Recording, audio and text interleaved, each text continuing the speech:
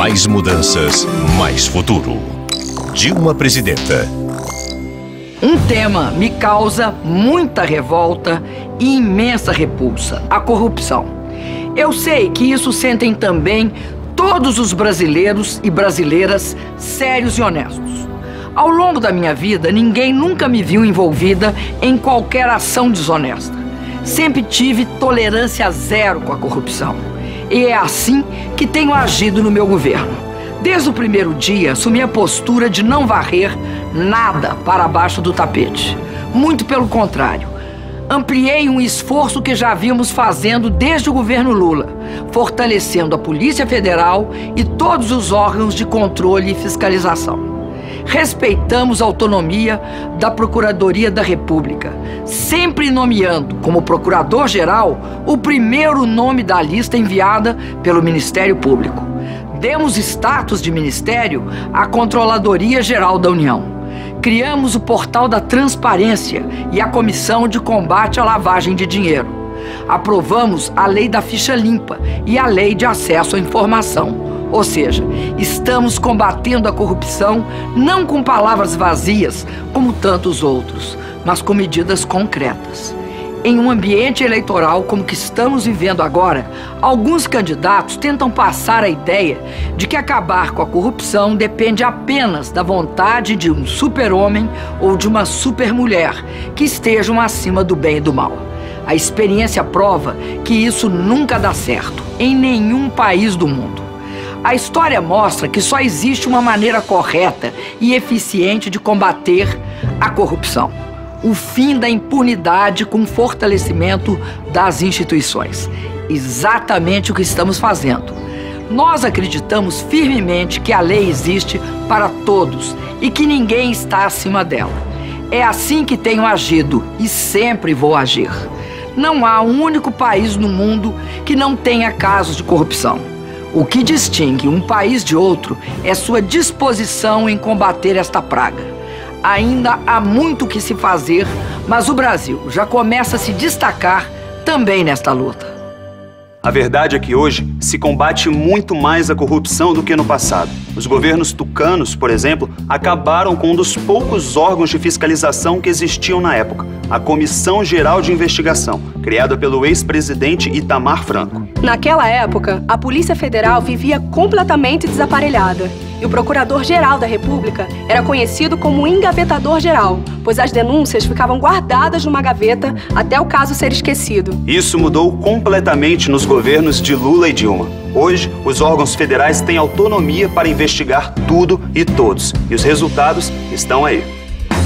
Nos governos Lula e Dilma, a Polícia Federal realizou 2.236 operações e prendeu 2.381 servidores públicos. O COAF, o Conselho de Controle de Atividades Financeiras, bloqueou entre 2011 e 2013 1,48 bilhão de reais relacionados à lavagem de dinheiro. E graças à ação da Controladoria Geral da União, 4.797 servidores federais foram expulsos por algum tipo de irregularidade. A verdade é que hoje existe todo um aparato legal de combate à corrupção, mas ele só está funcionando porque Dilma e Lula indicaram pessoas que têm total liberdade de ação para investigar o próprio governo. Ou seja, com Dilma e Lula, todas as indicações para órgãos de fiscalização foram feitas com base na competência e na indicação de órgãos colegiados. Essa talvez tenha sido a maior mudança que o Brasil já viu no combate à corrupção. Adotamos critérios republicanos para indicar quem fiscaliza as ações do governo. Assim, estamos sepultando de vez as figuras nefastas do fiscal amigo, do policial camarada e do investigador de conveniência, que desde sempre predominaram no Brasil. Estamos estabelecendo uma diferença radical com os governos do passado. Assumimos, na prática, o compromisso com a independência e a liberdade de ação dos que têm a missão de nos fiscalizar. Outro passo decisivo no combate à impunidade no Brasil será a nova lei anticorrupção, que está prestes a ser regulamentada. Trata-se de uma das leis mais avançadas do mundo, comparável às existentes nos Estados Unidos e na Europa. Com ela, pela primeira vez no Brasil, não só o funcionário público corrupto, mas também a empresa que corrompe serão punidos.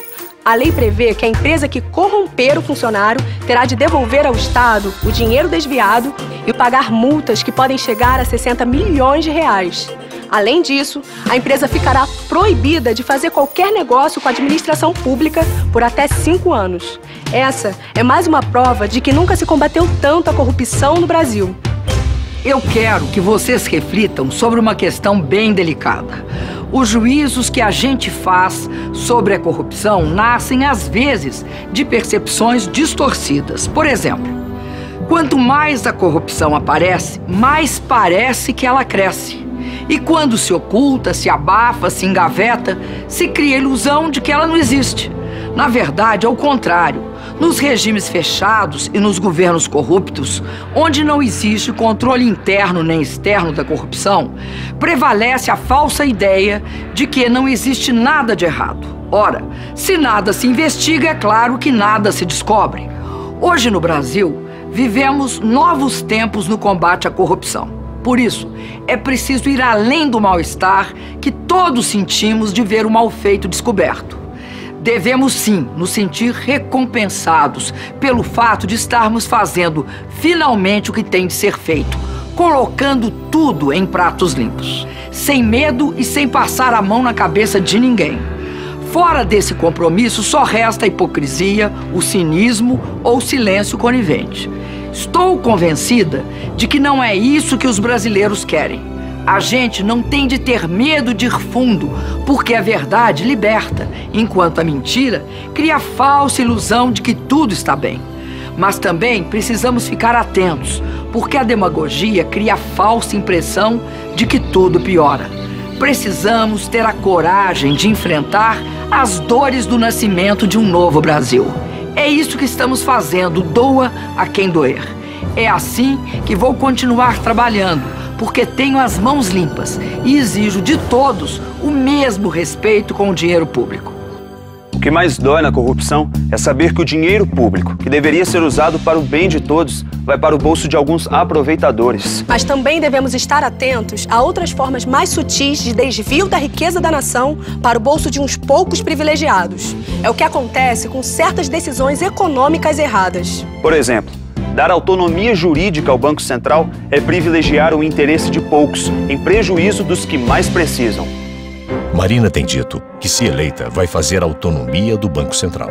Parece algo distante da vida da gente, né? Parece, mas não é.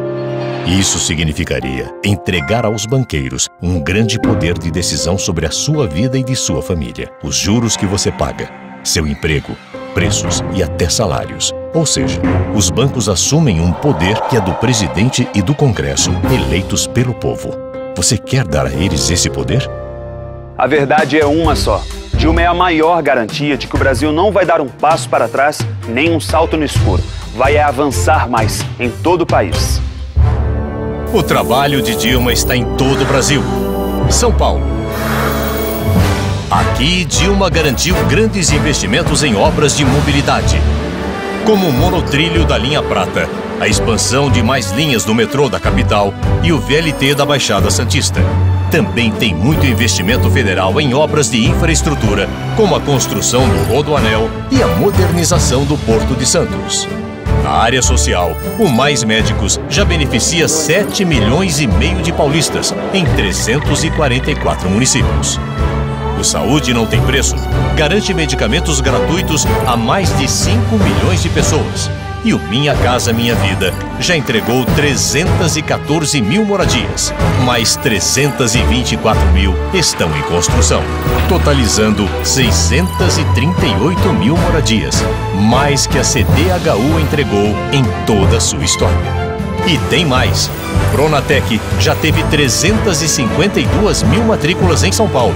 E o Ciências Sem Fronteiras garantiu mais de 17 mil bolsas para cursos no exterior.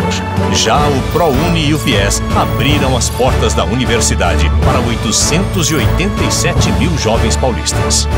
Isso sim é compromisso com o Brasil e com São Paulo. Só quem já fez tanto pode assumir o compromisso de fazer ainda mais. Quer ver? Dilma criou mais médicos, mais de 14 mil profissionais em 3.785 cidades e 50 milhões de brasileiros beneficiados. E a mudança só começou. Agora a proposta de Dilma é criar o programa Mais Especialidades para agilizar as consultas, exames e tratamentos com especialistas. Dilma avançou. Dilma criou o maior programa de investimentos em transporte público, com 143 bilhões de reais. Não deixe o Brasil parar. A sua proposta é construir ou ampliar 9 metrôs, 14 VLTs e 180 BRTs e corredores exclusivos de ônibus nas principais cidades brasileiras. Não deixe o Brasil parar, não deixe parar de mudar. Dilma também vai criar centros de comando e controle de segurança em todo o Brasil, integrando Polícia Federal, Força Nacional de Segurança Pública, Polícia Rodoviária Federal e as polícias estaduais, civis e militares no combate ao crime organizado. Nós temos um grande desafio pela frente, mas nós podemos afirmar que onde tá bom vai continuar, onde não tá vai mudar. Dilma criou, avançou e a mudança só começou. Mais mudanças, mais futuro. Dilma Presidenta.